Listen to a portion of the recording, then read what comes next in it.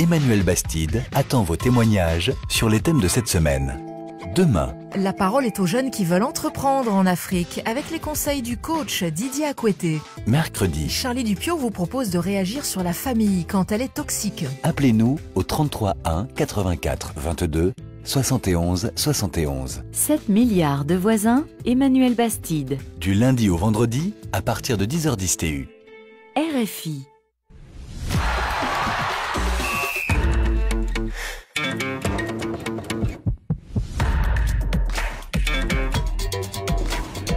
Radio Foot International, Annie Gasnier. Bonjour, bienvenue dans Radio Foot International et merci d'être au rendez-vous de cette émission exceptionnelle consacrée aujourd'hui au lauréat du 10e prix, Marc-Vivien Foué. Marc-Vivien Foué, ambassadeur du ministère au Cameroun.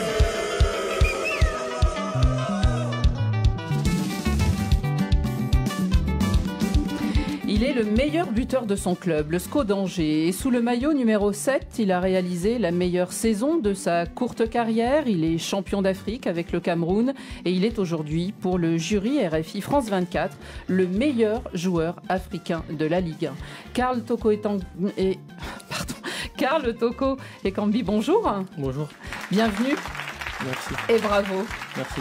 Bravo, applaudissements de notre jury, de vos admirateurs, beaucoup aussi d'applaudissements du côté d'Angers et j'en suis sûre aussi de nombreux auditeurs africains. En tout cas, pour tous ceux qui ne vous connaissent pas encore très bien, aujourd'hui, eh bien, l'émission sera une chance de vous connaître, de vous découvrir et je serai bien en cela aidée dans ma tâche par Habib Beye qui est à vos côtés, notre international, ancien international sénégalais, lui aussi un joueur africain. Bonjour Habib. Bonjour Annie, bonjour à tous.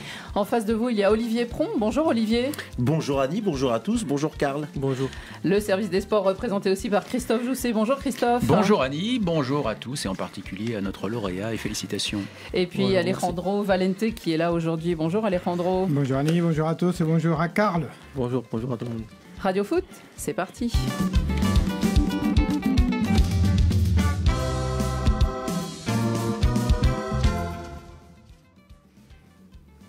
Alors Karl Toko Ekambi, vous êtes donc le meilleur joueur africain de la saison, auteur de 17 buts pour le club d'Angers. Et justement, quelle a été votre réaction lorsque vous avez appris que d'abord vous étiez dans le trio gagnant, le trio qui terminait cette liste. Il y avait une vingtaine de candidats à ce prix Marc-Vivien Foué, et surtout quand vous avez su que vous étiez le lauréat. J'étais très fier, j'étais très heureux d'être élu meilleur joueur africain de Ligue 1 et après je l'ai su avec un coup de fil de Alejandro et voilà, après je pense que c'est le résultat d'une saison dure et le fruit d'un travail acharné et je pense que c'était mérité. Marc-Vivien Foué a donné ce nom à ce prix.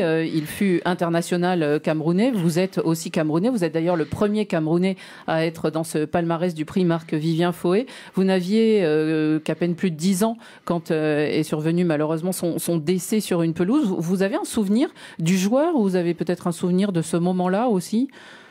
Oui, j'ai le souvenir parce que mon père, c'est un grand fan de foot et donc on regardait tous les matchs à la maison et j'ai vu ce match-là en direct, donc j'ai des souvenirs très, très, très clairs de cet épisode-là et voilà, on était tous tristes mais bon, après je suis fier d'être le premier Camerounais à pouvoir honorer la mémoire de Marc-Vivien Foué.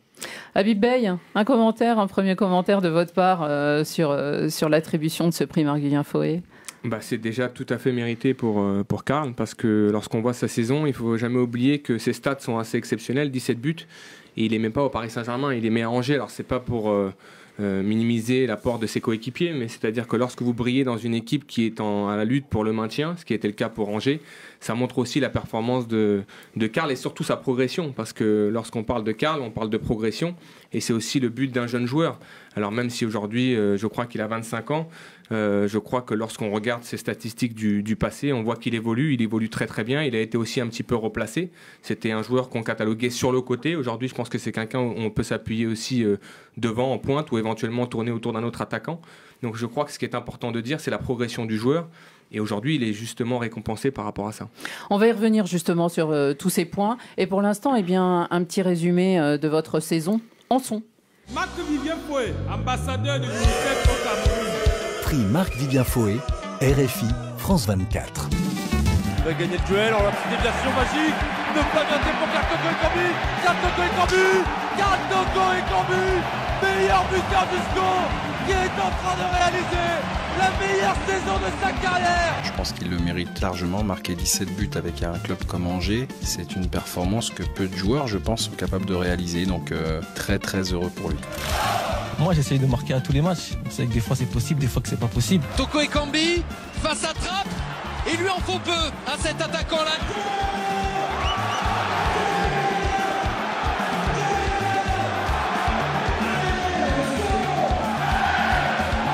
Et là voilà l'ouverture du score. L'homme en forme du score, encore frappé. Karl Toko Ekambi. Si j'arrive à 20 buts, tant mieux, ça ferait un bon chiffre rond et tout le monde sera content.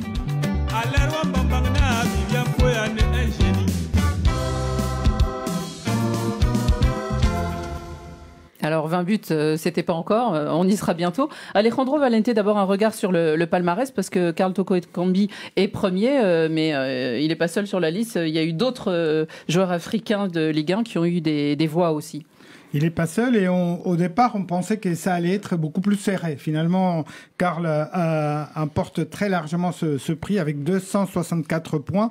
Donc, il dévance des 100 points pratiquement le deuxième, Wabi Kasri, le Tunisien de Rennes, qui avait fait aussi un bon parcours cette saison pour son retour en France après son passage en Angleterre. Et puis, troisième, Bertrand Traoré, burkinabé de l'Olympique de Lyon, qui fait aussi une très belle saison, qui a été un petit peu handicapé par les blessures. Bon, il découvrait la Ligue 1 cette année. C'était pas forcément très facile. C'est un jeune joueur.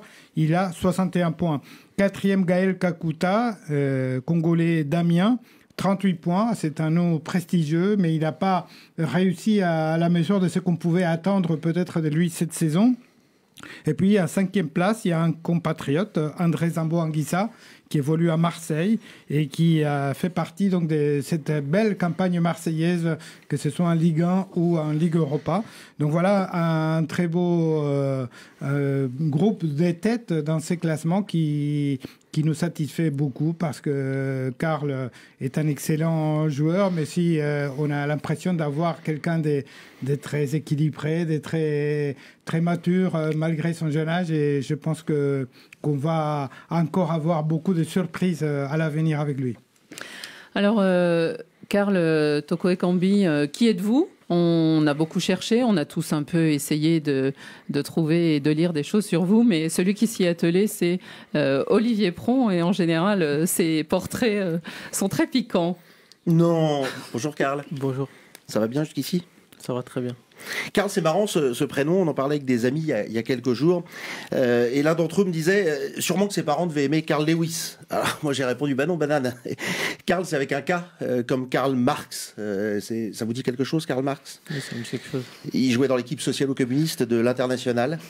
On dit de lui qu'il était un théoricien de la Révolution. Là, on s'éloigne un peu de vous. La Révolution, c'est pas votre truc. Hein. Non. Hein, ça, j'ai bien compris. Rien de vraiment révolutionnaire chez vous, donc j'ai bien compris. Si ce n'est que la révolution de ce prix Marc-Vivien Foué 2018, c'est que vous êtes le premier Camerounais à l'avoir. Oui. Ça, c'est quand même une révolution. Il a fallu attendre 10 ans. En tout cas, 10 lauréats. Sinon, en termes de jeu, on va dire que la révolution chez vous, c'est la vitesse alliée à la technique. Ça vous va ? Oui, ça me va. Ah, jusque-là, j'ai bon, tout va bien, il ne s'en ira pas. Des qualités qui vous ont permis à 25 ans, pour votre deuxième saison en Ligue 1, au SCO d'Angers, donc on l'a dit, de marquer 17 buts. Ce qu'on n'a pas dit, c'est qu'il y a quand même 4 passes décisives avec, et ça n'est pas anodin, c'est ce que l'on appelle une saison pleine. Vous êtes le premier buteur des autres. Alors les autres, c'est-à-dire le premier buteur en dehors du Paris Saint-Germain, de Monaco, de Lyon et de Marseille. Ça aussi, c'est déjà bien aussi, non ? Oui, c'est bien. Mieux que Mbappé. Bon, sinon, 25 ans, on l'a dit, né à Paris 20e, grandi à Paris 13, près de la porte d'Ivry, licencié au FC Gobelin, parents camerounais, coiffure Jean-Loup Design, pédicure, manucure chez Jenny. Tout ça, c'est bidon, bien sûr, sauf les parents camerounais. Ce que l'on sait moins, c'est la carrière de rappeur, hein, la passion, le kiff, quoi, avec les potos, les frères, comme vous les appelez. J'ai lu ça. Le collectif avait de la gueule. Mafia Zotré. Alors pour être honnête, il a fallu que je m'adresse à Guillaume Ploquin, le réalisateur de cette émission, sinon je chercherai encore ce que ça veut dire. Mafia Zotré, c'est un brainstorming avec vos copains, ça veut dire Mafia 13, c'est bon? Je connais pas Mafia Zotré. Ah bah alors c'est ce qu'on m'avait dit, pourtant vous connaissez pas, vous avez oublié. Non, j'ai oublié. Mafia Zotré, 13 pour l'arrondissement, et le nom de rappeur, vous connaissez pas non plus, vous l'avez oublié? Non, pas du tout. MC Loca. Ça me dit rien. Ouais, bien sûr. Et l'idole, alors c'est là où on va s'éloigner carrément, vous et moi. Votre idole, c'est Booba? Ça vous dit quelque chose? Non plus. Ah d'accord, je suis pas content. Bah, finalement, on se rapproche. Jusqu'ici, tout va bien. Franchement, c'est le mieux joueur de foot, non? Vous avez raison.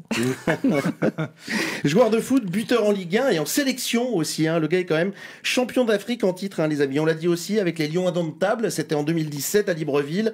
2-1 contre l'Égypte de Mohamed Salah. Et quand même, vous êtes meilleur joueur africain de Ligue 1. Lui, il est meilleur joueur tout court de Première Ligue. Mais en finale, c'est vous et les Camerounais qui l'avaient battu. Les Lions indomptables, ceux qui doivent défendre leur titre chez eux dans un an, même si tout indique que ce sera ailleurs, enfin surtout l'avancée des travaux. Ceux qui n'ont toujours pas de sélectionneur, malgré une shortlist de 83 postulants, comme d'habitude au Cameroun. Enfin, il paraît que depuis hier, il n'y a plus que 5 postulants.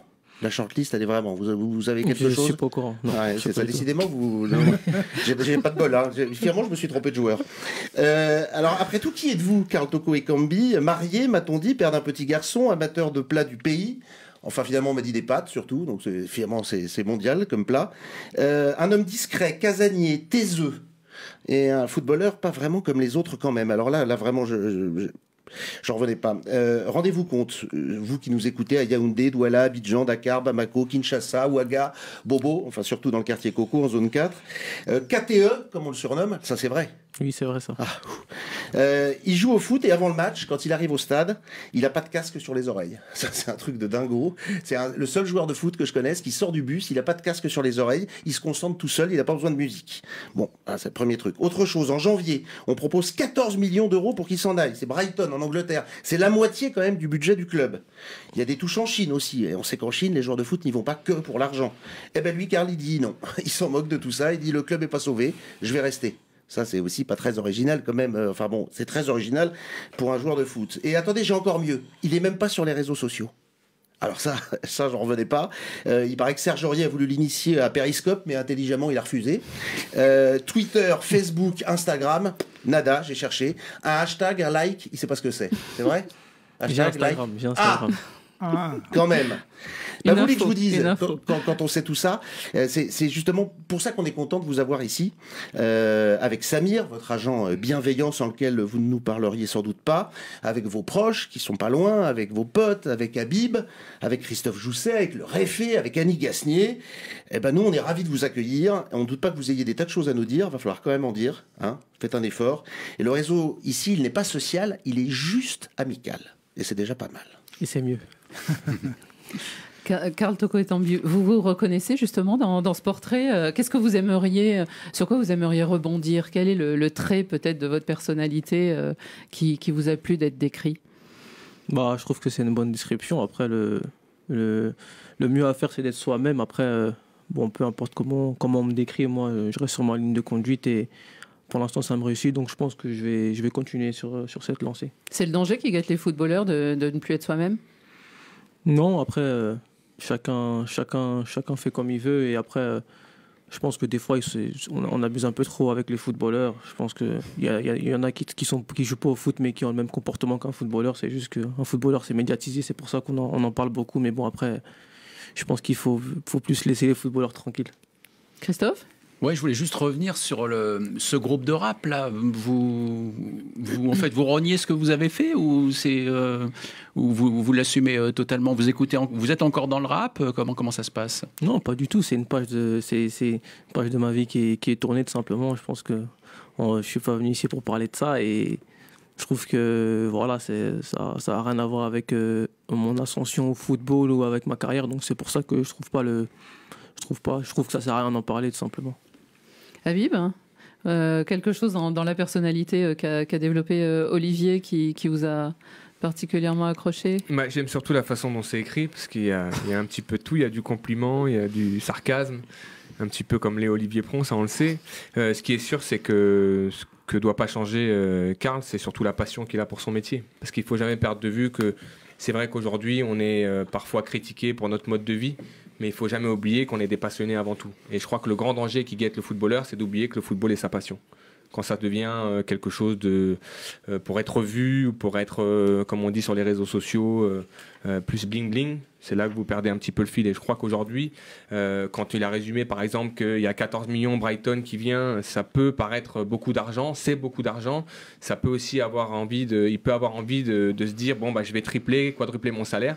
Non, il est resté à Angers, il a aidé ce club à se maintenir et aujourd'hui, on se rend compte qu'en fin de saison, s'il venait à partir, ça sera peut-être pas Brighton, ça sera peut-être un club beaucoup plus important, ça sera peut-être encore plus d'argent pour lui et je crois qu'il a fait le bon choix. Et ça, c'est un choix de la passion.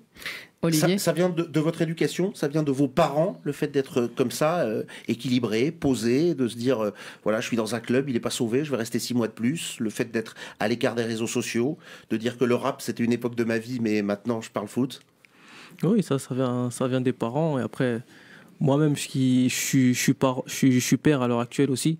Donc il faut que je fasse attention à tout ça. J'ai une famille et il faut faire les bons choix je pense, pour sa famille. Donc j'ai mis du temps avant de prendre ma décision. Mais bon, je pense que c'était la bonne pour moi et pour le club qui m'a permis de découvrir la Ligue 1. Donc je suis reconnaissant envers mon club. Je n'avais pas envie de partir et de penser qu'à moi et qu'à la fin de la saison, Angers soit en Ligue 2. Donc je pense qu'on a fait le bon choix ensemble avec mon club, avec mes parents, mon entourage et mes agents. Je pense qu'on a fait le bon choix. Christophe ? C'était une décision que vous avez prise rapidement parce que c'est vrai, comme le disait Habib, on peut tous imaginer se retrouver dans cette situation, avoir l'opportunité de multiplier son salaire par 2, 3, 4, 5. Vous, ça a été pris en combien de temps cette décision ? Vous avez hésité ? Non, elle a été prise en 5 minutes. 5 minutes ? Ouais, vraiment en 5 minutes parce que je joue déjà en Ligue 1, on gagne assez bien notre vie, je pense, déjà en Ligue 1, donc j'avais pas besoin immédiatement d'avoir beaucoup d'argent ou quoi, donc la décision elle a été très rapide à prendre.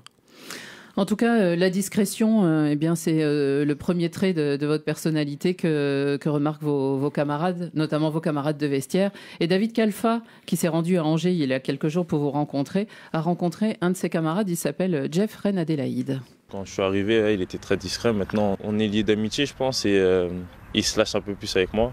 Et donc, comme il se lâche un peu plus, il commence à trop prendre la confiance, à me frapper un peu trop, parce que je suis plus jeune que lui. Mais après, au niveau humain, c'est quelqu'un de top et il mérite ce trophée. C'est une drôle de manière d'être ami, de taper quelqu'un. Ah bah après, on a tous nos liens d'amitié et lui, il m'aime bien en me frappant, je pense. Hein. D'accord, ça s'appelle l'amitié, va. Passion, c'est quelqu'un de très discret, hein, Karl Toko Ekambi. Hein. Ses passions, je sais qu'il aime le rap. Ah si, il aime le rap. Je chante pas trop dans le vestiaire, c'est dommage. J'aimerais bien qu'il me fasse une petite chanson avant que je reparte. Mais oui, il aime le rap. Vous savez quel groupe ou quel rappeur il préfère ou pas? Je crois qu'il rappe en solo. Donc ça doit être lui son rappeur préféré, je pense. Si je le compare à un rappeur, je verrais par rapport à... Je dirais Booba. C'est le côté violent qui vous fait dire ça? Oh, c'est quelqu'un de très violent avec moi, donc ouais.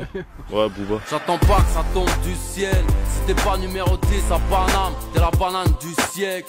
Là où j'opère, nombreux sont les victimes.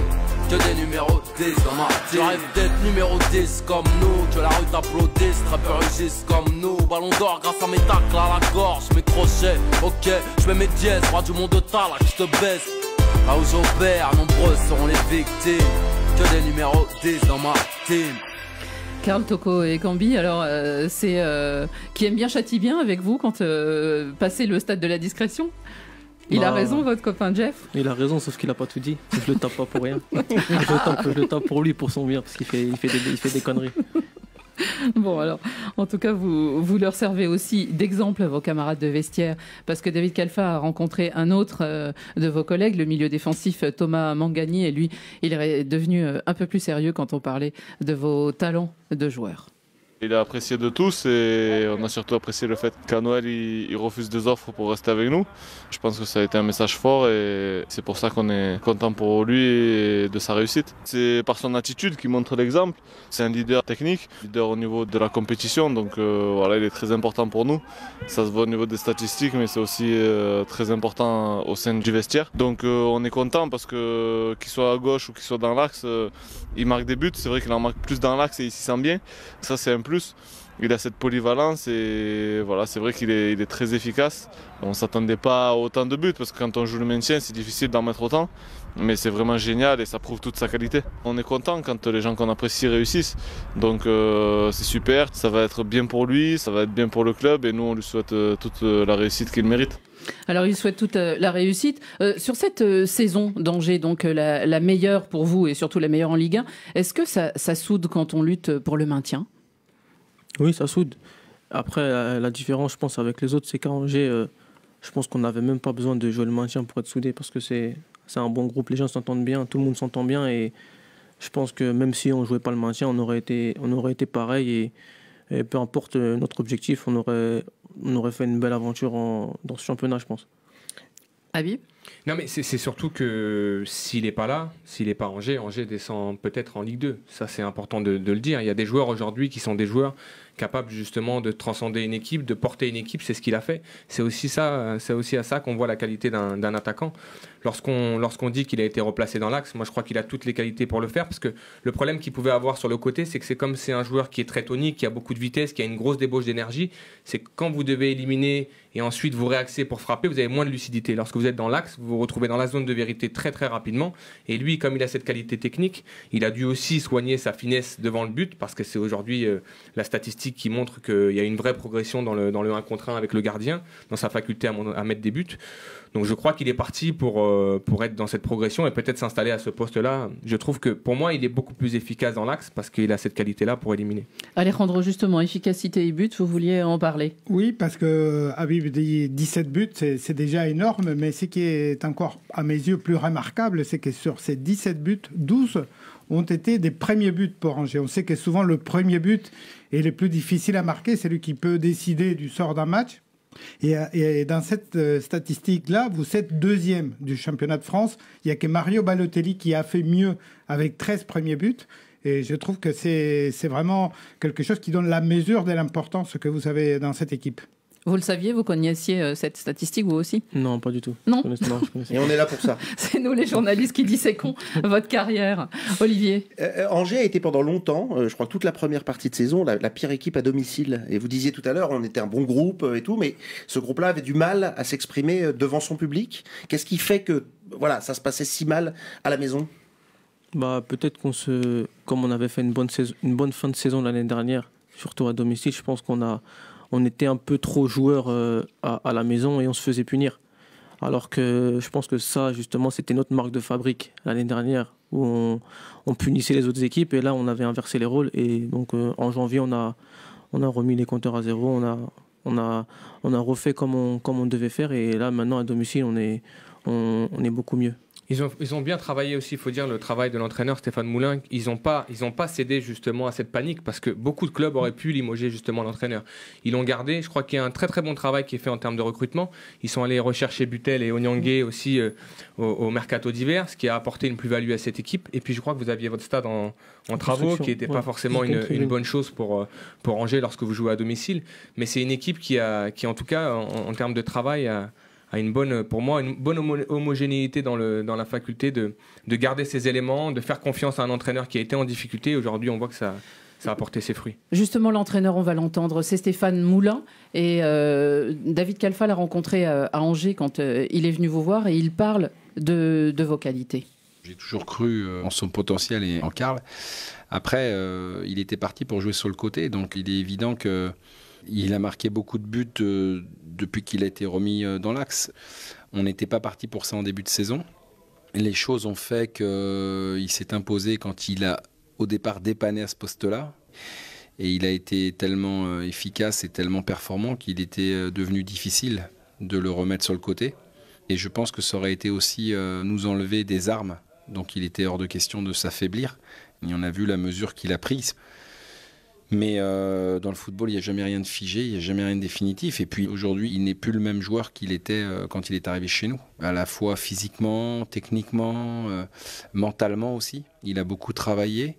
Je trouve qu'il a énormément progressé aussi dans son volume de course, dans l'intensité de ses courses.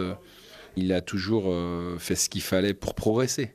Il est venu avec des qualités, il avait des qualités naturelles. Il ne s'est pas transformé en venant chez nous. Mais il a mis beaucoup de choses en plus dans son jeu qui l'ont rendu aujourd'hui ce qu'il est devenu. Et j'espère que sa progression va se poursuivre ailleurs. Parce qu'à un moment donné, je considère qu'aujourd'hui, il a toujours des choses à apprendre chez nous, mais il les apprendra d'autant mieux et d'autant plus vite que lorsqu'il il évoluera avec des joueurs d'un niveau encore supérieur. Il n'a peur de rien ni de personne. Moi, je le vois aller très haut. Évidemment, s'il reste dans cet état d'esprit, ce que je ne doute pas, et s'il continue de travailler avec la volonté de progresser, il va encore franchir des paliers pour arriver, je suis certain, à un haut niveau. Clairement, un entraîneur avec qui vous étiez en pleine confiance. Oui, en pleine confiance. Et je pense qu'on était...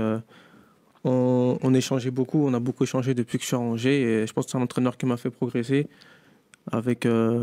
mes coéquipiers aussi, et ça se passait très bien avec tout le monde, avec le président, le manager général, et je tiens à les remercier pour ça, et moi, j'espère que cette aventure angevine va bien se terminer si elle se termine. Christophe ? On a bien compris que, en fait, vous avez forcé votre entraîneur à vous conserver dans l'axe quand le test a été fait. Qu'est-ce qui vous plaît tant dans cette position sur le terrain ?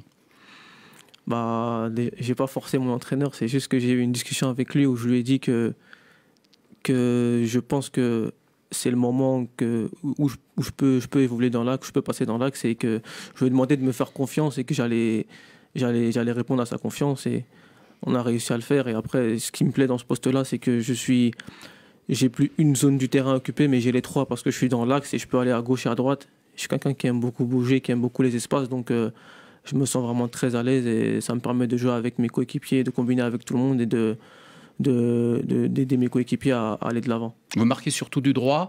Dans quel domaine vous pouvez le plus vous améliorer, à votre avis ?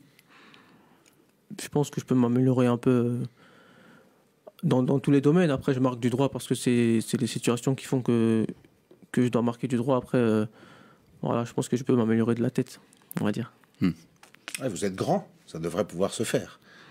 Vous avez le gabarit pour. Après, c'est pas la taille qui fait le talent pour la tête, je pense. J'ai rarement vu Alain Giresse marquer beaucoup de buts de la tête, cela dit. Non, il y a des petits qui sont très bons de la tête. Benjamin Nivelle est bon de la tête. Des fois, il est plus important justement de progresser dans son point fort que d'aller chercher les faiblesses. On parle de Thierry Henry. Thierry Henry a toujours dit que pendant toute sa carrière, il n'était pas un joueur de tête. Il ne s'est pas non plus acharné à travailler de la tête. Il s'est acharné à travailler ce qui était son point fort, c'est-à-dire les frappes pied droit enroulés. Et ça a fait sa force. Lorsqu'on voit Lionel Messi, je ne suis pas sûr qu'il vient à l'entraînement travailler son pied droit tous les jours. Il sait que sa force, c'est son pied gauche. Donc, il le travaille encore et encore et encore pour redevenir encore plus fort sur son aspect fort. On a toujours tendance à vouloir travailler les points faibles. Mais le point fort, il est important aussi de le garder à un niveau très élevé et pourquoi pas le rendre encore plus fort. Je pense que c'est ce qu'il a fait cette saison. On vous sent presque triste que cette saison soit terminée. À vous entendre presque là, on a l'impression que vous avez vécu une belle aventure qui se termine bien. En tout cas pour cette saison, je le précise bien, puisque vous avez l'air de dire qu'elle se termine peut-être pas forcément à Angers. On va en parler de l'avenir. Mais c'est vrai, il y a un sentiment là, en fin de saison comme ça, de se dire on est une bonne bande, on continuerait bien encore un peu. Oui, après moi, je vous parle comme ça aussi parce que j'ai pas l'habitude qu'on me parle autant de moi. Donc forcément, voilà. Ben là, on est là pour ça. Hein. Ouais, il n'y a pas de souci. Vous êtes là aussi pour ça. Oui, c'est clair. Après, non, franchement, la saison, elle va se terminer. Je suis content parce qu'il faut aussi qu'on se repose. Je n'étais pas habitué à faire autant de compétitions internationales comme ça. Donc, je suis un peu fatigué. Donc, voilà, je pense que je vais bien me reposer cet été. Alors, Karl Toko Ekambi, il y a une chose aussi, c'est que samedi, c'était le dernier match de la saison pour Angers à domicile. Malheureusement, ça s'est terminé par une défaite face à Nantes, mais ça, c'est sans doute anecdotique parce que les supporters vous ont fêté. Et on va les entendre, ces supporters. Il y a le SCO 1919, il y a aussi le COP de la Butte 1992. Hein, c'est ça, notamment, les groupes de supporters d'Angers. Écoutons-les.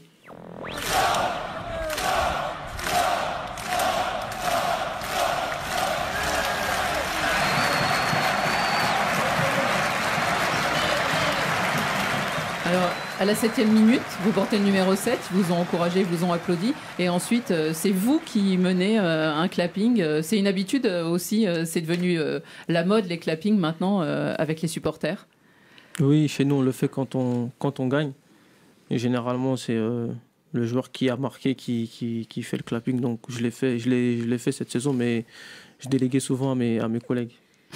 Oui, ça colle pas avec le personnage, hein, le clapping. On vous voit mal là venir devant tout le monde et tout d'un coup lancer un clapping. Si, je le fais, là, mais comme je marquais souvent, j'allais pas le faire tout le temps et je marque pas tout seul, donc je préférais laisser mes collègues le faire aussi. Et vous en donnez un trophée aussi avant le match. Il y a eu une petite fête en votre honneur avec les supporters. Oui, dans la semaine, j'ai eu le trophée du meilleur joueur angevin de la saison.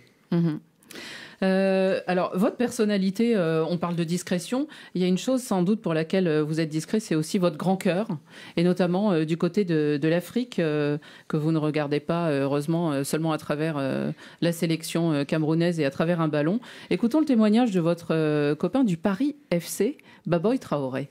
C'est quelqu'un qui fait les choses sans se montrer, en fait. Il est très généreux et il est très humble aussi. C'est qu'il va faire beaucoup de choses, mais il ne veut pas forcément que ça se sache. Il participe même dans des pays d'Afrique qui ne sont même pas de ses propres racines. Il fait construire des puits, il fait beaucoup de choses caricatives que personne ne sait. Et voilà, c'est quelqu'un qui ne compte pas par rapport à ça. Il sait d'où il vient, il sait que là aujourd'hui, il a eu le succès qu'il a, mais il n'oublie pas forcément les gens qui sont entre guillemets en dessous, qui sont dans le besoin.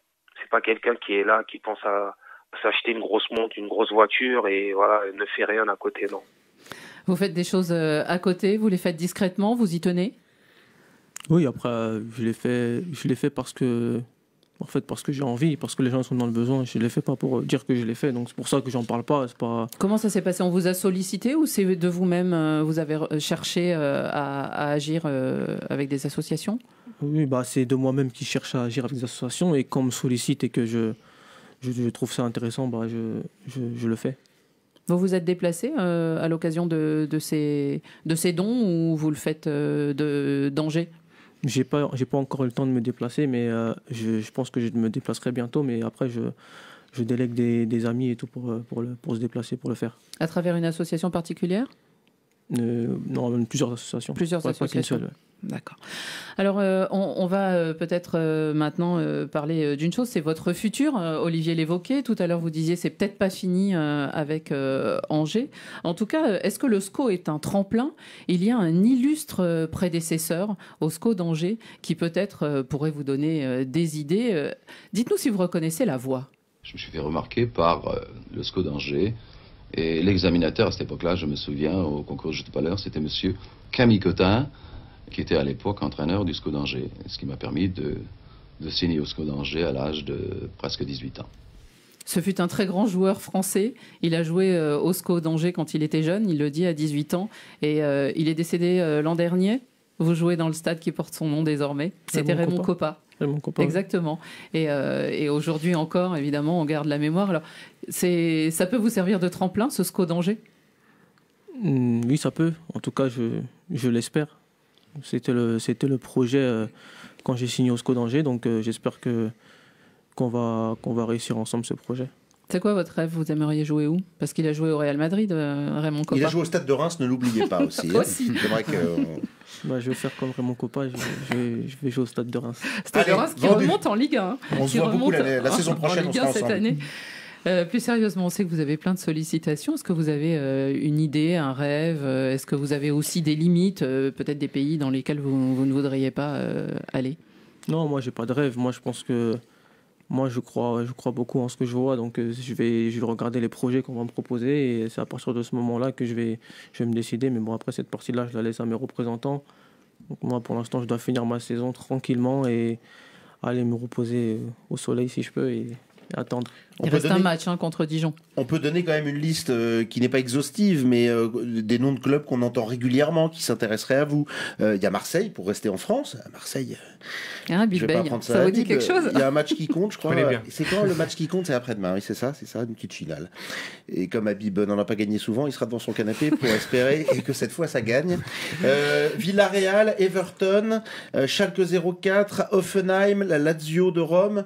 Voilà, pour tout ça, avec des chiffres. Alors dans le football moderne d'aujourd'hui, on pourrait même dire le football circus, les chiffres ne veulent plus dire grand-chose, mais on dit entre 15 et 20 millions d'euros, c'est quand même une certaine somme, surtout pour un club comme Angers, dont on rappelle le budget annuel, 28 millions d'euros. Ça veut dire que quand on a quelqu'un comme Karl Toko Ekambi susceptible d'être acheté, on va dire aux alentours de 20 millions d'euros, c'est vrai qu'il y a... Le club déjà peut s'intéresser, puis après vous, quand on a une multitude de choix, alors vrai ou pas vrai, mais en tout cas il y a forcément une multitude de clubs, on les connaît pas tous, mais qui s'intéressent à vous. Ça, on dort à peu près bien? Oui, je dors très très bien. J'en doute pas. À part quand mon fils se réveille la nuit, mais sinon ça va. Donc je suis content en tout cas de ce que vous dites par rapport à ces clubs-là, des intérêts qui sont évoqués. Et voilà, comme je vous disais, je vais attendre. La Chine, c'est trop loin? Non, ça va, c'est pas très loin, mais c'est juste que j'ai pas envie d'y aller. Ah, donc ce ne sera pas la Chine. Il est vraiment bien. Parce que la Chine était intéressée. Je sais pas du tout, je sais pas au courant. C'est ce qu'on a lu. C'est ce qu'on dit, oui. Mais la Chine s'intéresse à tout le monde. Oui. Non, mais pas à 25 ans. Après, j'ai pas de conseil à lui donner. Mais évidemment. Quand on a 25 ans, on peut aller dans un club aujourd'hui. Je crois que dans sa progression, il faut surtout trouver un club où il va jouer, où il aura la garantie. On ne vous offre jamais la garantie de jouer, mais de dire qu'aujourd'hui, l'entraîneur qui vous recrute ou le directeur sportif compte sur vous. Et puis après, il y a le potentiel aussi de jouer la Ligue des Champions. Pour des clubs qui sont qualifiés pour cette compétition, on sait que pour un joueur, c'est une vitrine exceptionnelle. Il y a des joueurs qui se sont révélés sur cette scène. On pense à Drogba, par exemple, quand il arrive de Guingamp, il arrive à Marseille, et il n'a pas joué la Coupe d'Europe, il arrive à Marseille. Ce qui fait que Didier Drogba ensuite est transféré à Chelsea, c'est parce qu'il brille en Ligue des Champions, il brille en Coupe d'Europe, et c'est ce qui a aussi révélé son talent. Donc je crois que pour sa progression à lui et sa continuité dans les statistiques, il faut aller à Marseille. Non, mais Marseille, si Marseille est qualifié pour la Ligue des Champions, déjà d'une, c'est un stade qui transcende, où il y a une atmosphère exceptionnelle pour jouer. Après, encore une fois, c'est lui qui fera son choix, mais il faut qu'il joue. Vous êtes net.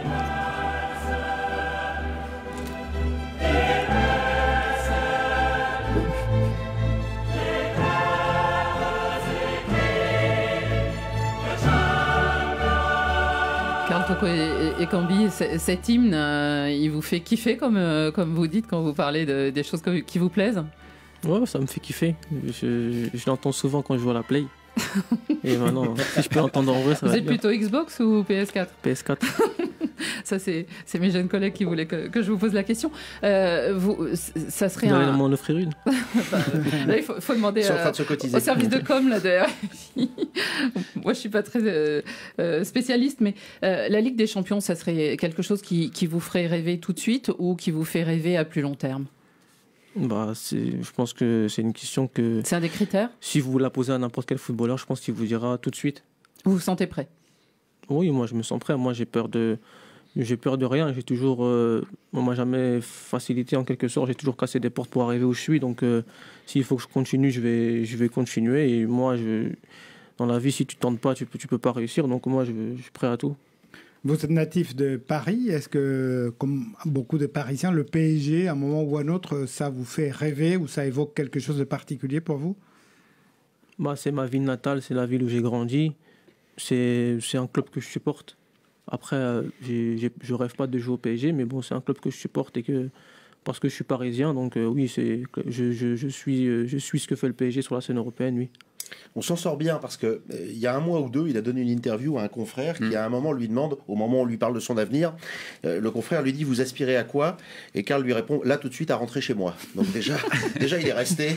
C'est quand même un grand progrès pour nous. Et il ose aussi dire à côté de d'Habib qu'il est parisien et qu'il supporte le PSG. Donc vous savez, ça me dérange pas. Hein. Parce que vous avez été formé au PSG aussi, exactement, je le rappelle, Habib. Donc finalement on peut être les deux. Christophe? Mais où qu'il aille, où que Karl aille l'année prochaine, ce sera une bonne nouvelle a priori pour Angers, parce qu'ils vont vendre leur attaquant cher. Pour le moment, le record à la vente d'un joueur du SCO d'Angers, c'est Nicolas Pepe quand il est parti à Lille, et c'est 10 millions d'euros. Là, vous entendez les chiffres qui ont circulé, 15-20 millions d'euros. Vous allez faire un beau cadeau quand même à votre club aussi. Je sais bien que c'est un échange entre les deux, mais vous allez laisser un beau cadeau derrière vous. Non, après ça ne me concerne pas, ça c'est entre clubs, donc je pense que si on m'achète, c'est mon futur club qui fera un beau cadeau à Angers et pas moi. Moi, ce que je peux faire à Angers, c'est les garder dans ma tête et de toujours penser à eux et de ne jamais oublier ce club-là. C'est ce que je peux faire. Après, financièrement, je peux rien faire pour eux. Ça veut dire qu'il a un agent qui a du nez aussi, parce que Nicolas Pepe est, je crois, avec le même agent que le vôtre. Hein. Oui, c'est ça. Vous êtes donc le lauréat du prix Marc Vivien Foué comme meilleur joueur africain de Ligue 1 et on va s'intéresser bien à votre carrière aussi avec les Lions indomptables.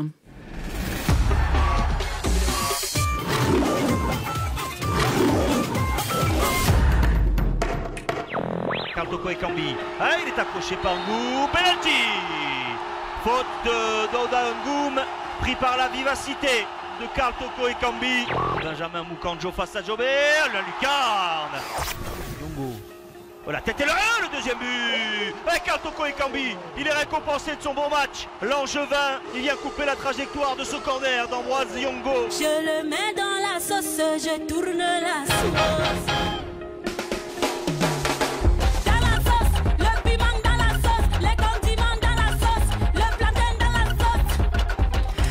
Alors, il y a eu votre premier but, c'était contre la Gambie. Vous vous en souvenez de ce premier but?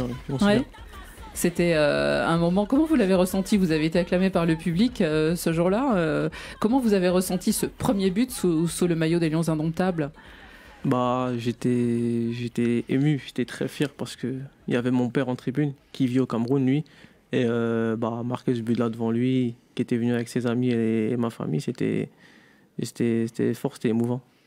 Et puis dans la sauce, alors c'est l'hymne aux champions d'Afrique, c'est ça? Oui, c'est un son qu'on a beaucoup écouté pendant la CAN. Pendant la CAN et ensuite parce que lorsque le Cameroun gagne ce trophée au Gabon à Libreville dans la finale donc face à l'Égypte, vous avez dû aller faire la fête au Cameroun, c'est ça, avec tous vos camarades et tourner pour présenter le trophée dans le pays? Oui, on a fait un tour de ville avec le trophée. C'était très long. Il faisait très chaud, mais c'était bien. J'avais jamais vu la ville comme ça auparavant. Et je pense que ça a laissé une trace au pays, surtout que personne ne s'attendait à ce qu'on gagne cette compétition. Donc c'était fort. C'était un moment, vous avez dû découvrir des choses ou apprendre des choses peut-être aussi, je sais pas, des coutumes, des chansons du côté du Cameroun? Non, je connaissais déjà, je connais déjà bien mon pays. Vous connaissiez. Christophe? Olivier Piqueux, qui est le manager général du SCO d'Angers, SCO, pardon, dit que quand vous êtes revenu de la CAN, il a vu un autre joueur. Qu'est-ce que ça a changé chez vous? Est-ce que la formule est bonne? Est-ce que sa perception à lui est bonne? Ça vous a beaucoup changé? Je pense que ça m'a amené une expérience en plus. Et j'ai vécu à la CAN j'ai vraiment vu ce que c'était un vrai groupe qui a eu peur de rien, qui a déplacé des montagnes, je veux dire. Donc après, j'ai essayé de réitérer les mêmes performances avec mon club et ça m'a rendu encore plus fort. Oui, parce que vous avez été titulaire sur un match pendant le parcours de la CAN, mais c'est vraiment cette vie. On a beaucoup analysé la victoire du Cameroun comme celle de la force collective, effectivement, et ça vous a beaucoup nourri. Oui, ça nous a beaucoup nourri parce que peu importe qui jouait, on était vraiment tous ensemble, personne à râler. Les deux joueurs qui marquent en finale, c'est des joueurs qui n'ont pas beaucoup joué, et pourtant c'est deux des plus grands noms de notre équipe, je pense. Nicolas Nkolo et Vincent Boubacar, donc je pense que c'est un symbole aussi de notre compétition et de notre groupe. Il y a 2-3 joueurs desquels vous êtes un peu plus proche dans le groupe des Lions indomptables? Je suis proche de tout le monde. Après, Adolphe Teke, avec qui j'ai joué à Sochaux, donc je suis vraiment proche de lui. Ouais. Habib, je vous ai vu sourire quand il a parlé du groupe. J'imagine que vous aussi, vous savez ce que c'est, ça, un groupe, quand on joue en France et qu'on fait partie d'une sélection en Afrique, il y a cette distance. Oui, c'est une formidable histoire de vie, en fait, ce qu'on peut vivre en sélection. Je crois qu'il n'y a que la sélection africaine qui vous apporte ça. Moi, je me rappelle avoir connu un petit peu la même chose. Je suis reparti en fait de la CAN en Tunisie. Pourtant, on avait été éliminé en quart de finale. Mais je suis reparti dans mon club avec beaucoup de force. C'est vrai que ce sont des compétitions qui sont très difficiles, la Coupe d'Afrique. Eux ont eu la chance de la gagner. Je l'aime pas aujourd'hui parce qu'ils ont sorti le Sénégal en quart de finale. Donc là, c'est le seul moment où je suis moins pote avec Karl. Mais pour être plus sérieux, c'est vrai que c'est la victoire d'un collectif parce que personne ne voyait le Cameroun. Au vu de leur performance en phase de groupe, on les voyait en grande difficulté. Et après, c'est vrai que ils ont fait face à toutes les critiques. Et puis ils se sont unis tous ensemble. Et il l'a dit, lui était sur le banc, il est rentré parfois. Je trouve qu'il est très bien rentré dans cette compétition. Il a amené du peps aussi à cette équipe. Et c'est une vraie récompense pour ce groupe qui s'est construit un petit peu dans la critique. Donc à partir de là, ils ont remporté ce trophée. Ils ont eu la volonté de le faire parce qu'ils ont quand même sorti l'Égypte en finale, c'est pas n'importe qui, et qu'à partir de là ça reste à jamais un trophée africain. Moi j'ai pas eu la chance de le gagner, par exemple je l'ai perdu en 2002 et c'est une grande déception. Karl, quelle a été la réaction de vos camarades quand vous êtes rentré à Angers? Parce qu'en plus on entend toutes les critiques des clubs et des championnats européens, la CAN est mal placée au mois de janvier, au moment où c'est important dans les championnats. Comment vous avez été accueillis vous quand vous êtes rentré à Angers et en plus champion d'Afrique? Franchement, très bien. J'étais assez surpris parce que j'étais resté en contact avec mes coéquipiers pour savoir comment ça se passait en championnat parce qu'on était en difficulté encore. Mais très bien, c'est très, très bien passé. Et en gros, en rentrant, moi, je leur ai dit en gros bon, j'ai gagné, mais bon, je vais vite oublier et on va vite se remettre au travail parce j'ai une autre mission en gros. Vous êtes content que la CAN ait été déplacée de janvier à juin? Parce que vous disiez, je suis parti pour la CAN 2017, un club qui lutte pour le maintien, c'est jamais bon de partir pendant un mois et demi. Le fait qu'on ait changé de date, ça vous convient? Oui, ça me convient parce que je pense qu'il y a certains joueurs qui ont peut-être loupé des opportunités ou perdu leur place en club parce qu'ils allaient en sélection, alors que je pense que la sélection, ça doit être...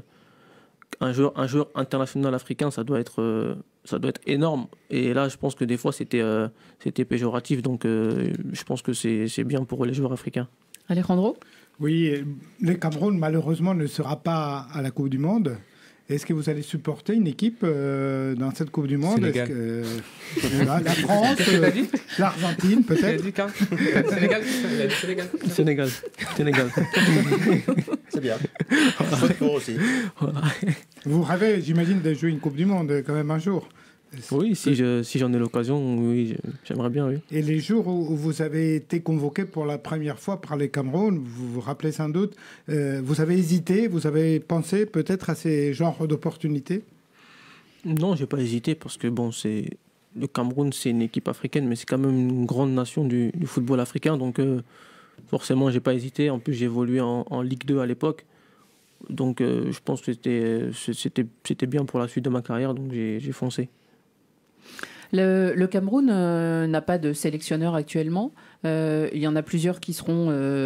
alors, il y a une shortlist apparemment qui est sortie avec 5 noms, dont 2 Français, mais aussi que sont Philippe Troussier et Alain Giresse. Il y en a d'autres aussi. Vous, est-ce que dans ces cas-là, vous trouvez que c'est finalement important le choix du sélectionneur? On sait que le Cameroun avait changé peu de temps avant la CAN, où finalement les joueurs viennent de loin et s'adaptent immédiatement. Je pense que nous, on n'a pas le choix, je crois. Faites confiance à la fédération? Oui, on n'a pas le choix. L'entraîneur qui est en place, on vient, il nous sélectionne, on essaie de donner le maximum. On maîtrise pas ça, en gros. En plus, on n'est pas tout le temps en sélection, on y va 2 ou 3 fois par an quand il n'y a pas de compétition, donc... Nous, on vient, on est sélectionné, et on essaie de vite se mettre dedans parce qu'on joue chacun dans des clubs et des pays différents. On essaie de vite se mettre dedans et de faire en sorte de bien représenter le pays. Apparemment, le prochain match, ça sera avec les étalons. Ça sera Burkina Faso, Cameroun, et ça se jouera à Paris le 27 mai prochain. Vous serez convoqué? Il faut demander au sélectionneur. Vous espérez? Au futur sélectionneur. sélectionneur. On finira bien par le connaître. Il n'y a pas finalement de sélectionneur. Karl Toko Ekambi, j'espère que vous allez bien parce que c'est déjà fini. Déjà? Ouais. Bon, alors on vous a pas trop maltraité, vous vous êtes pas senti trop mal? Très bien. Non. Faire kiffer ma mère, c'est la plus belle chose. Vous pensez que vous l'avez fait kiffer là aujourd'hui ou avec ce prix? C'est vous qui avez dit ça, hein. Faire kiffer ma mère, c'est la plus belle chose que je puisse faire. Ouais, je pense que je l'ai fait kiffer et c'est pas fini. Bon, maintenant, il va y avoir la cérémonie de remise de ce prix. Marc-Vivien Foé 2018. Voilà, des applaudissements. Il va y en avoir tout à l'heure. Merci beaucoup d'être venu d'Angers participer à cette émission spéciale de Radio Foot International. Merci, messieurs camarades du service des sports. Merci, Habib. Merci à vous. Et puis, on se retrouve demain, chers auditeurs, pour parler de l'actualité sur la planète football. Merci à tous et à demain.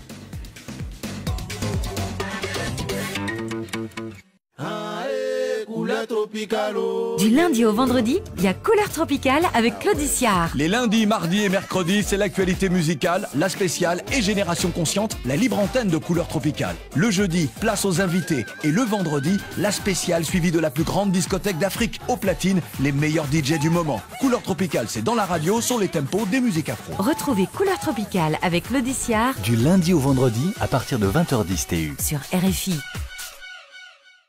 International. Le ministre conseiller de l'ambassade de Russie en France, Artem Studenikov, sera interrogé sur les relations franco-russes dans un contexte dégradé sur le plan international. Sommes-nous en train de vivre un retour de la guerre froide, avec une recrudescence des tensions Est-Ouest et ses répercussions au Proche et Moyen-Orient? D'où vient cette détérioration des relations? International avec Sophie Malibaud, en partenariat avec TV5 Monde et le journal Le Monde. Demain, à partir de 10h10 TU. RFI.